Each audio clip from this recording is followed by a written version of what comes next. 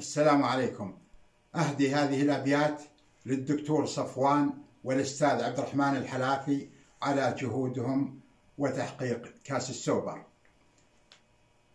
السيل قادم قالها لا عدمناه، دكتورنا صفوان نعم السنافي، ريس كيان العالمي وعده وفاه، ما هو من يا عدو للوعد نافي، قاد السفينة والرجاجيل وياه، والمدح في شرواه ما هو بكافي، أسعد جماهير النصر من تولاه، هيا لهم جو بالأفراح صافي، ونعم العضيد اللي على جنب يمناه، استاذن القرناس قرم الحلافي، قصدي أبو سلمان من غير شرواه، العاشق المخلص الناديه وافي، الداعم المكرم جزيله عطاياه، دعمه على كل الإدارات ضافي، الكل منهم في صباحه وممساه،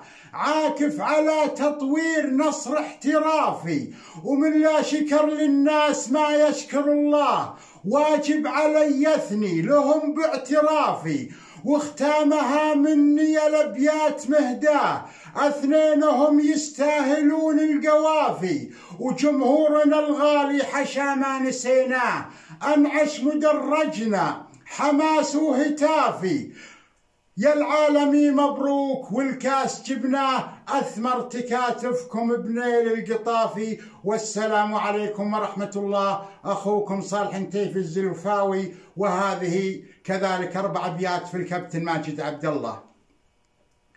لا خلا رجال مع مرأة وكاد، إلا والشيطان ثالثهم أكيد، ولا خلا ماجد وكوره بانفراد، إلا والثالث هدف نوعه فريد، ماجد الثروة الأولى للبلاد، بعده البترول يأتي والحديد، جوهره لو تعرض بسوق المزاد، ما وفى المبلغ ولا بنوك الوليد. والسلام عليكم ورحمة الله.